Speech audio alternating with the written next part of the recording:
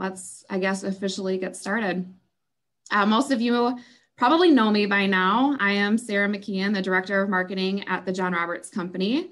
And today I am joined by Scott Zorn, who is our VP of Operations and our technique expert. For those on the call that have received our calendars over the years, he is the magician that takes all of those images and brings them to life. He is also the individual here that can take the technical credit for a lot of our clients' award-winning pieces. So we're really excited to have Scott join us. Good morning, everybody. So today's topic is going to be understanding the power of print techniques. I got a little bit of a delay, so bear with me here. I'm also the person behind the scenes here, so I got to make sure that everyone in our meeting room gets in. So today we are going to have a quick refresh of sensory marketing and how print can play a critical role in that. We will review some of the print techniques that we offer at John Roberts and HM Graphics, and then we will review some of the images from our 2021 calendar. So if you have your calendar handy, be sure to take that out. It'll be fun to really see the image live as we walk through them. If you're on our call today and you have not received a calendar, don't worry. We will show you how to request one in a few moments and we'll get one sent your way. We will then leave enough room at the end of today's webinar to answer all of your questions around print technique. So as we go through today's topic, feel free to drop in your questions using the chat function, and we will get through as many questions as possible. So we want to make sure that this is as interactive as possible.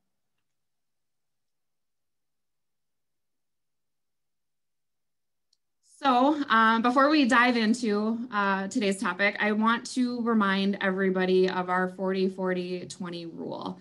It still applies here. From our friend Trish Witkowski in our webinar, she discussed Prints That Pops, which is available if you guys missed that one, but she discussed the importance of the 40-40-20 rule.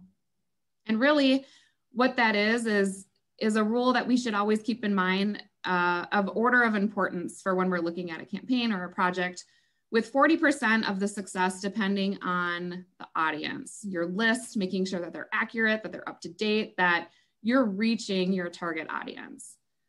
Because if it's going into the hands of the wrong person, it doesn't really matter what you do. It's not reaching the right person that's going to create some action. The other 40% is really what that call to action is. What do you want that person to do for next steps? And making sure that it's compelling enough for them to act and take action. And that's really what is going to measure the success of your campaign, especially in our results-oriented world that we're living in right now, when we're constantly justifying spend and budget and making sure that what we're doing is the right thing. So today is really focusing on that other 20% where it's, you know, kind of the category of everything else, where we're trying to create brand loyalty, we're trying to get people engaged. And this is really mission critical, because if they're not captivated at first sight, they're not likely going to read your message and then take action. So they all work together, but just wanted to remind everyone of kind of our 40-40-20 rule. Sorry, bear with me. I'm going to let more people into our meeting room. So sensory marketing, this is a refresh for a lot of us, but it's really the intent with engaging our senses to help shape a person's perspective or the brand of your product or your service or what you're trying to accomplish. You know, really naturally, marketers spend a lot of time focusing on the message, the tone of the message, and developing a compelling call to action. You know, being a marketer myself, that's really what we're focused on. We work really hand in hand with the designer who's spending a lot of their time focusing on the format. They're looking at color, they're looking at space, what the eye is drawn to. And a lot of the techniques and different things that we're going to talk about today is really what is compelling to them. What are the things in the design that they can do to enhance that?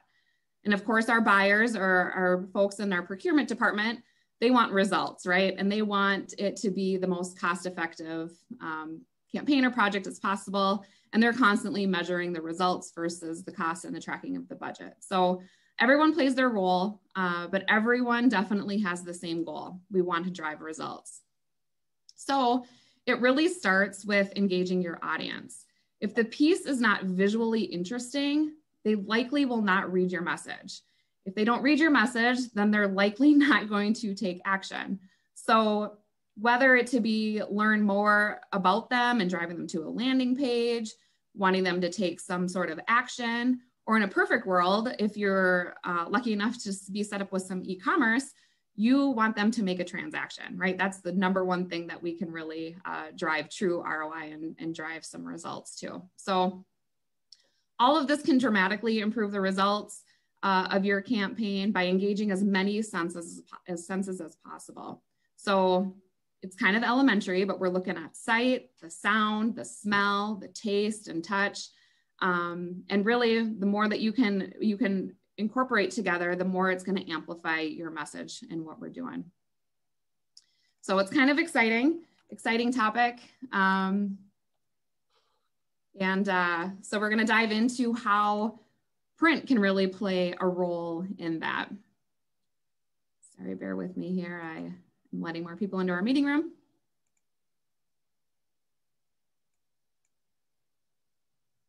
So when we break down each of the senses, let's look at sight, for example. Sight is really looking at the design, the typography, the layouts, the quality of color transfer. All of those things really make things be more dimensional and make it really interesting. I have a couple examples here that I'm going to show you, so hopefully they come across good. But this is really how we took a simple design, and by adding technique, we have the color on color, which is really popular. And we can enhance a simple box by making the design stand out a little bit more. Kind of more of a piece that pops is we can add some sort of reflection element to it to get people engaged in the piece. And then of course, when we talk about color transfer, we have a client here that is very concerned and very true to their color scheme. So we make sure that when we are representing their brand colors, that they are true to their PMS and to their standards. Here's kind of more of a flashy piece where we've used glitter. Hopefully this comes across good. I know my white background on this white piece, but we've got some glitter pieces there. So that's really showing a couple pieces of how sight can really play a role in it. When we look at touch and consider touch, this is really where quality plays a huge role in it. The texture and the weight of the paper really plays a role on it. We can all think of brands that come across cheap, and we definitely don't want to be them. So adding a texture technique gives it that additional wow factor. And I do have some examples of touch here. I know it's hard to understand kind of the touch of paper through a video here, but it's really, it's kind of more of that heavy duty cardstock, if you will, pieces.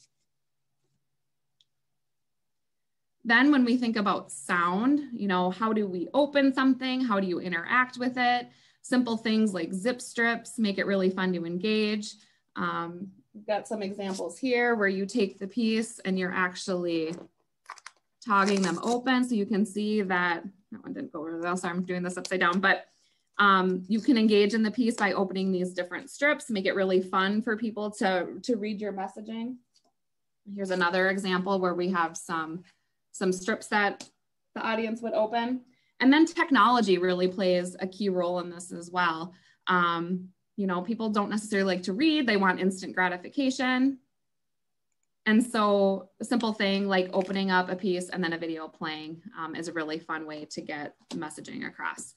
And then last but not least, I grouped smell and taste together. Because unless you're sending something that literally can be consumed, it's hard to get taste to come across. But smell can also trigger that taste sense. We've all walked into a Subway and you can smell it, you can kind of taste it, or smell that strong candle.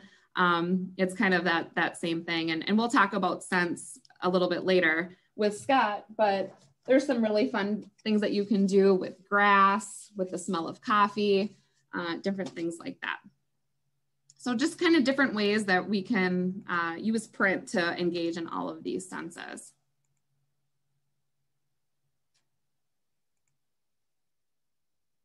So we can enhance any of your projects with our print techniques. As I run through these and you're not sure what they are or you're confused, drop us a question and we'll get through it in our chat section. And then of course, if you'd like a sample of these, get with your rep and they'd be happy to send some samples over your way. So we've got glitter and grit. Grit is a really popular one right now, and we'll take a deeper dive into that when we review some of our calendar images. We've got glow in the dark, which can be really fun, motion coat, pearlescent coatings, satin varnish, scents, which we touched on a little bit. Soft touch is a very popular technique that we use. We've got strike through. We have over 20 years of experience with our UV technology and all the things that are associated with that. We've got water-based coatings and much, much more.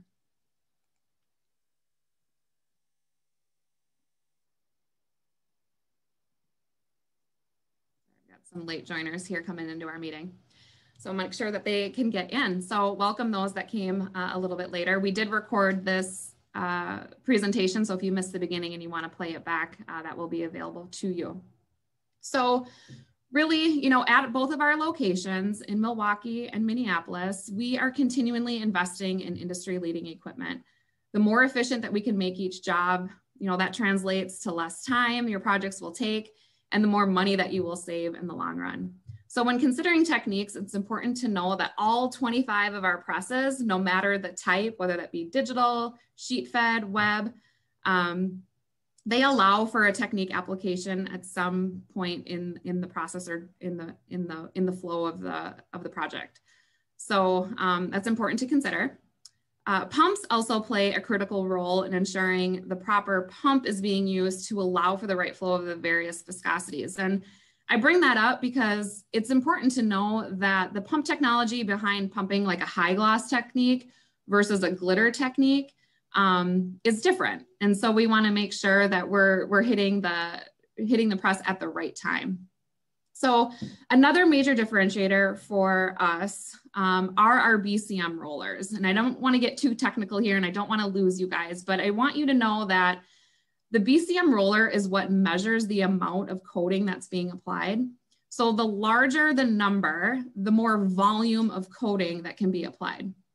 And we have 7 different rollers, which means that we can range from 9 to 47 BCM, allowing for multiple techniques on a single sheet, which is really great. Again, this is a huge differentiator for John Roberts and HM Graphics, and our possibilities truly are endless.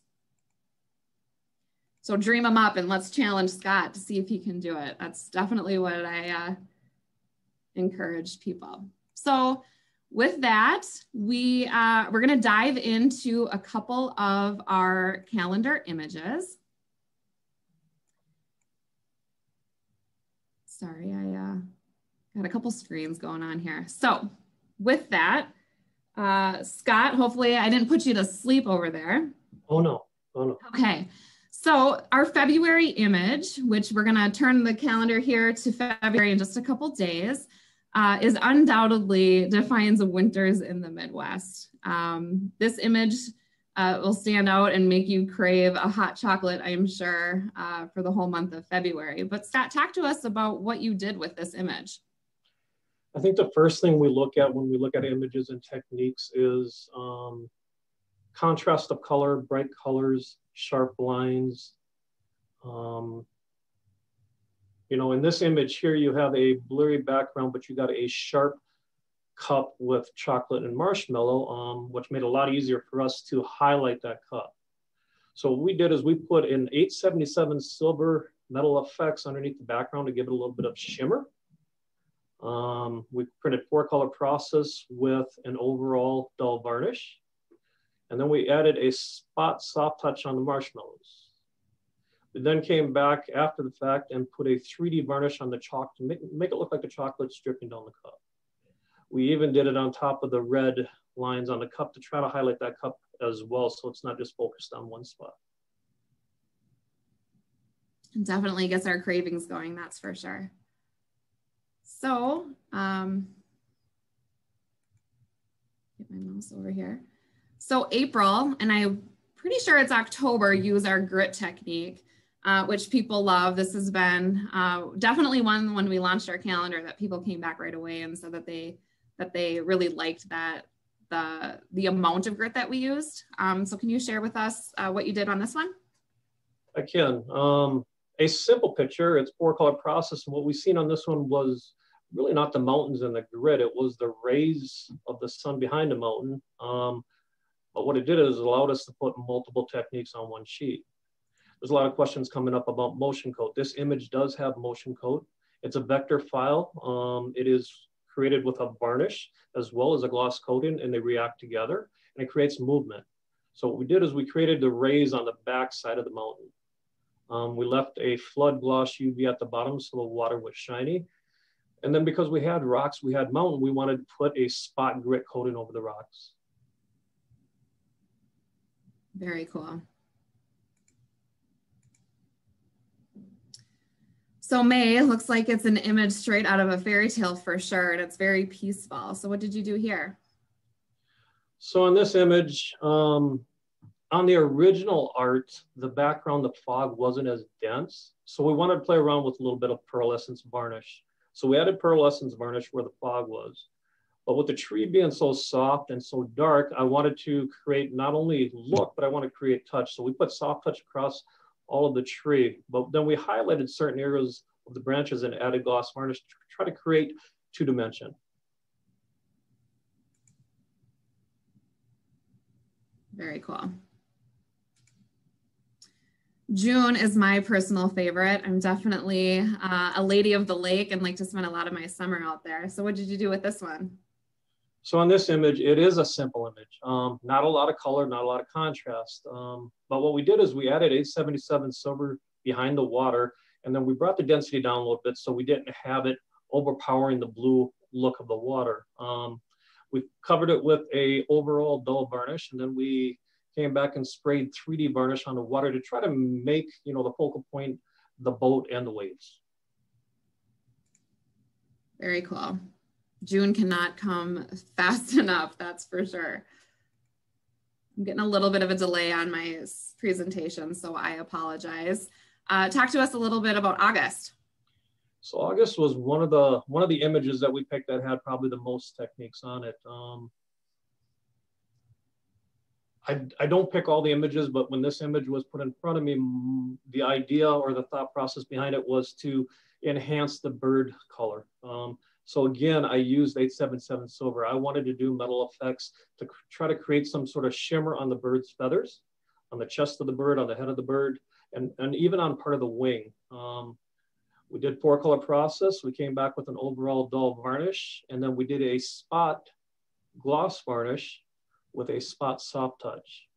So really we have almost 4 techniques on just one image to enhance a photograph. Yeah, it's very pretty. Definitely a pretty image. I know December is your personal favorite. So what did you do with this one?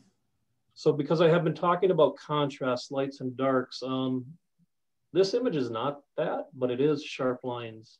So what I wanted to do is I wanted to highlight just the car.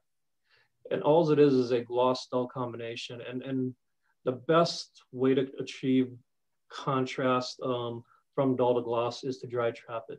So what we did is we did 4-color process. We flood coated this sheet with gloss UV, and then I came back with a dull varnish, and it was a 1-to-1 fit image to the car. So I could highlight the spokes, I could highlight the chrome, the lights, the windshield.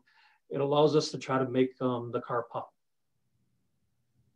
Very cool.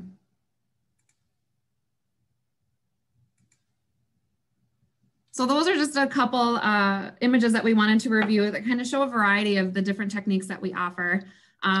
This is all on imagery. You definitely can do it with different fonts and different things. Like Scott mentioned, clean lines and the possibilities really are endless. So for those of you that did not receive a calendar and would like one, please visit our landing page, johnroberts.com/Jan. We have videos linked on there that Scott is reviewing the techniques that are used on those various images that we will release at the 1st of every month. But we also have all of the progs information on there as well. So all that is spelled out so you can use that as reference. So with that, we'll get to more of the exciting stuff with the Q&A. There's quite a few questions in here about motion coats, so we'll make sure that Scott touches on that. If you have questions about techniques, now is the time to ask. We have Scott, our industry expert, here with us. So with that, Scott, let's just dive into it. So in layman's term, when we say motion coat, really what does that mean? So motion coat is a vector file. It is a bunch of small lines in different directions that create movement. And what we do on the press is we create that with a dull varnish and blend that in with a gloss UV coating to create a pattern on the paper. So when you grab the sheet of paper and you move it from side to side, up and down, it actually looks like it's moving. I would like to compare it to lenticular print, but I can't do that on lenticular print. It's a totally different process. This is all done on one press, all in line, and it does add a technique that creates movement. Perfect. Hopefully that clears up some questions on that. I got a message from Tom that says 3D varnish question mark. So do you want to expand on 3D varnishing or the effect of getting 3D with varnish? 3D varnish is a sprayed varnish on an MGI machine. It is registered to image. So what it does is we send a file to the machine. It takes a picture of that image on the sheet and sprays it down where we want the gloss UV to be. It is 100% one-to-one. So your registration is right on. I want to make everybody aware that it does bleed a little bit, just like a conventional press, but not as much as a conventional press. So you can hold small type, you can hold small lines. You're going to get distortion when you print UV with inks and with coatings, and there's technology out there that will spray thick varnishes and coatings down with targets, bullet points on the sheet. This 3D varnish machine registers to the image. So you could have 30 on a sheet. It's going to register to all 30 images to make sure that your registration is 100%. On the machine as well, you can also do a foil. It will spray the same varnish down, leave it wet, leave it tacky, just like a cold foil, run it through a film of material, apply the foil, release the foil, and then dry it afterwards. So you can really do a lot of things on this machine. It's not necessarily always solids either. On I think our calendar, we left it as solids, but you can create screens, no different than a plate. If you have a file for a image of a plate, you can send that over and we can use that for a file for 3D varnish. It definitely is thicker. It's shinier, glassier. It can be applied on both sides of the sheet. It's just one of those enhancements that that catches your eye. It really is like glass on paper. Very cool. Erin just wanted to give Soft Touch a shout out. That's her personal favorite. I can say in the past, in the past 2-3 years, Soft Touch has been huge. Here at John Roberts, we see it daily. It is something that's growing, something that people out there want, whether it's a direct mail, a book, you name it. That's the first thing that's in their hand. That's the first thing they feel. Yeah, it definitely goes back to the sense of touch, right? And why people really gravitate towards it. So Becky asked, which of these techniques can be used on web runs? Okay, on the web run, it's going to be a gloss dull combination, or even a soft touch. We have a soft touch varnish, so we could do that, or our gloss dull combination. You have to have a tower coater with the BCM rollers to be able to apply the grits, the glitters, the glow in the dark, stuff like that. And at high speed, you're applying a thick layer down. There's a chance of it spitting and speckling all over the sheet. Sure. And what is an MGI coating? That is still the same thing as the 3D varnish. Out there you have MGI, you have Scodex.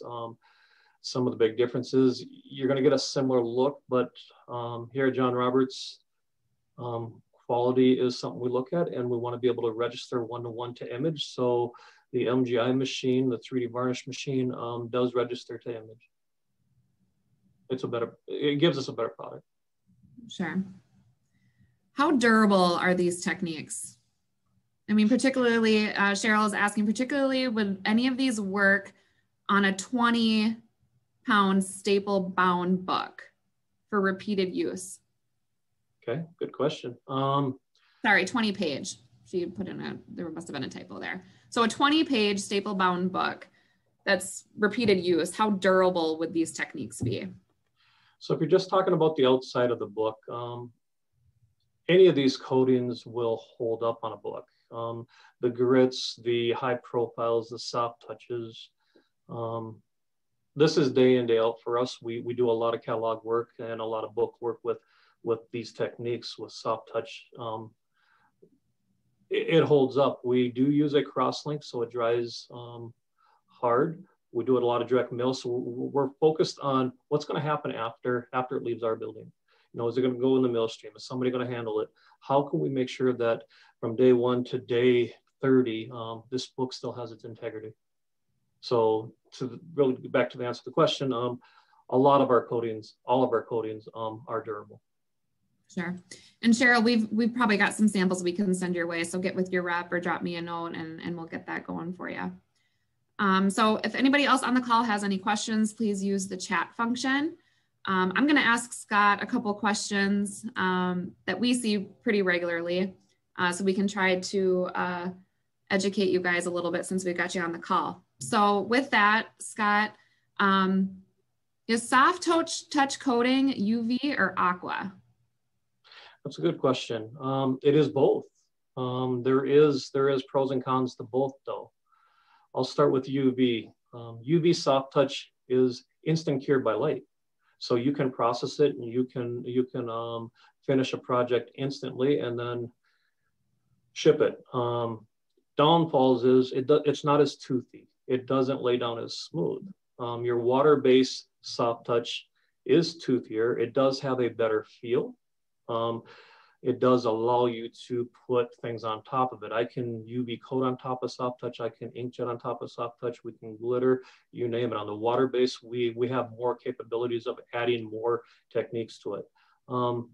UV soft touch is so new that they haven't proven that a foil is going to stick to it, stuff like that. But it is an instant cure.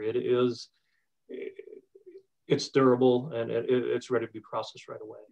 So it does come in both forms.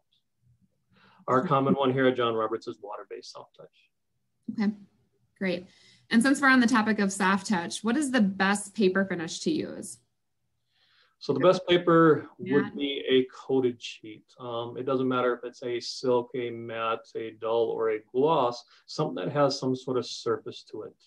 We want to get the ink and the coating to sit up on top. Does our techniques work on text weight or offset paper? It does, but understand offset paper is like a sponge. Everything's absorbed into an uncoated offset sheet of paper, which means your ink as well as your coatings are going to do that. You're going to lose some of your feel.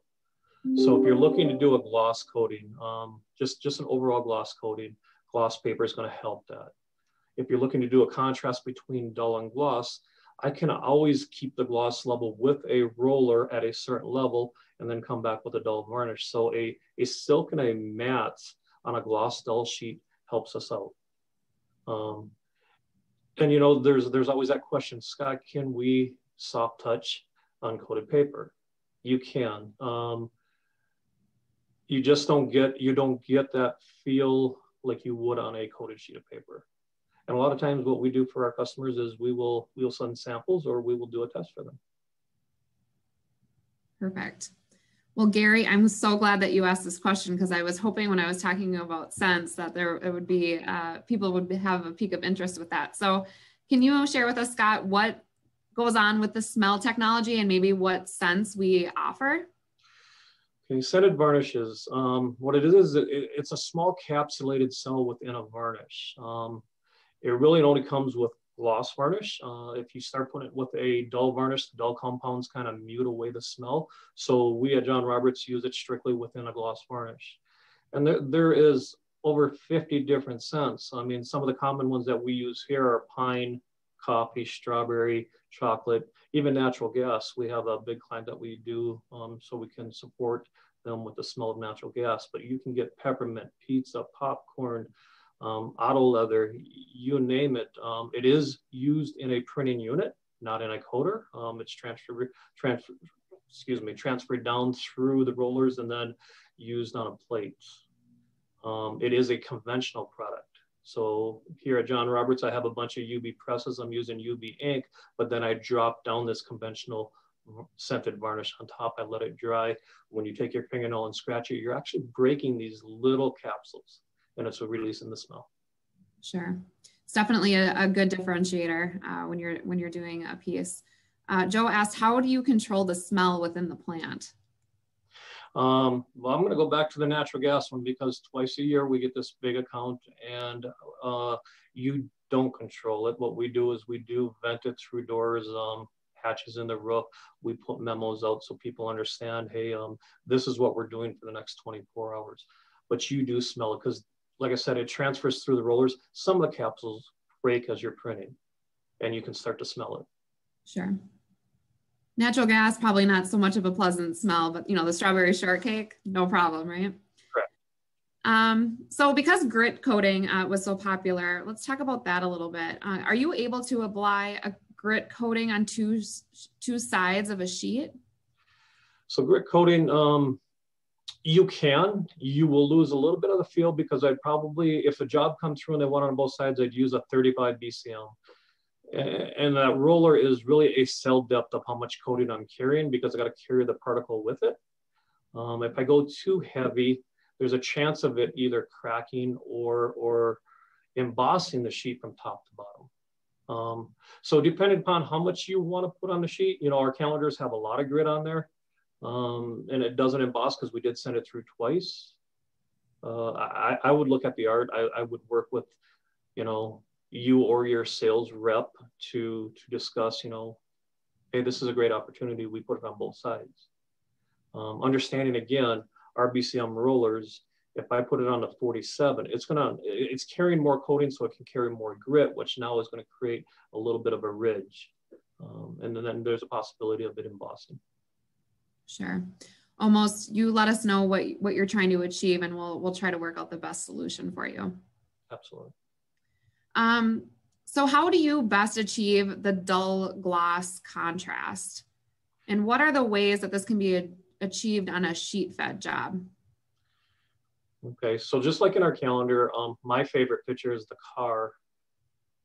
For us to achieve that gloss dull combination, an overall gloss UV with a dry trap of a high rub dull varnish, it's going to be a 1-to-1 fit. It's going to give you the sharpest image. It's going to give you the bigger distance between percentages of gloss on a gloss meter. So there is a lot of strike throughs. There's a lot of reticulatings that you can do in line. They're going to do the same thing, but you're not going to have as much contrast in between them because they are working together. The coating and the varnish are working together. So again, back in the day on conventional print, we would dry trap something. We'd run it one day, we'd coat it, we'd come back and put a varnish over the top of it the next day. With UV technology today, we can do that within minutes. Sure, that's great. I know we touched on this a little bit when we were talking about the rollers, but can multiple coatings be run on top of each other? Absolutely. We'll go back to soft touch because that is a big thing out there right now, but you can put foils on top of soft touch. You can put gloss UV on top of soft touch. You can put the 3D varnish and spray it on top of the soft touch. You can put 3D varnish on top of glitter UV, something new that we started playing with just this week. We can inkjet on top of soft touch, inkjet on top of water-based coatings. So there's a lot of different options, if you want to call it that, to tie into deciding which coatings are best for your project. Sure. And out of curiosity, how many rollers did we use to create our calendar this year? You know, at the top of your head? 4. 4. I used a 9, a 12. Actually, I used 5. I used a 9, a 12, a 20, a 35, and a 47. Very cool. If anybody has any questions, we've probably got room for a couple more, and then we will wrap it up. Again, this call is being recorded. I know there's quite a few people that came in about halfway through, so if you missed the beginning, you'll be able to rewatch it. Cheryl is asking another question. How long does glow in the dark last on a printed item? That's a good question too. I would say right now, I would go a year. I really would. And if you're talking how long is this piece going to be good for, I'd go a year. How long is the glow in the dark going to show up in the dark? It all depends on how thick I put it down. Glow in the dark is a thick, it's almost like a high profile coating. The viscosity is really thick. And the more I put down, the more it's gonna hold that glow in the dark. I mean, you're talking anywhere from 30 seconds to a minute. It's going to stay in the dark and you're going to be able to see that image. You know, one of the coolest things that we didn't put on our slide here is we do thermal coating as well. Thermal coating is a coating that comes out really dark. It can hide an image. You heat it up and then it goes clear. Very cool. I know you touched on this a little bit about applying different coatings and ink jetting. Joan has a question about soft touch postcard mailings and if that's possible. Soft touch can be overall, a bit jet and even UV. UV has a tendency to spread a little bit, but bit jet or water-based inkjet does sit on top of soft touch. We do that daily. Perfect. And Joan, we can get some samples sent your way. That's not a problem. Absolutely. All right, Scott. Well, it's no doubt that you are our industry expert. We didn't even stump you a little bit today. So for those that are on the call, we did review our 2021 calendar. If you did not receive one, please head to johnroberts.com/Jan and submit the request form and we'll get one sent your way. Or of course, your rep can always get one to you. So we really appreciate everyone's time today. This webinar is recorded and will be available shortly, and we'll send that off. Feel free to send that off to your colleagues or to your network. Again, we really appreciate it. So on behalf of our team at John Roberts and HM Graphics, we really appreciate your time, and I hope everyone has a great weekend. And thanks, Scott. We really appreciate you taking time out of your busy day. Thank you. I'll let you get back to the presses. Bye, everyone.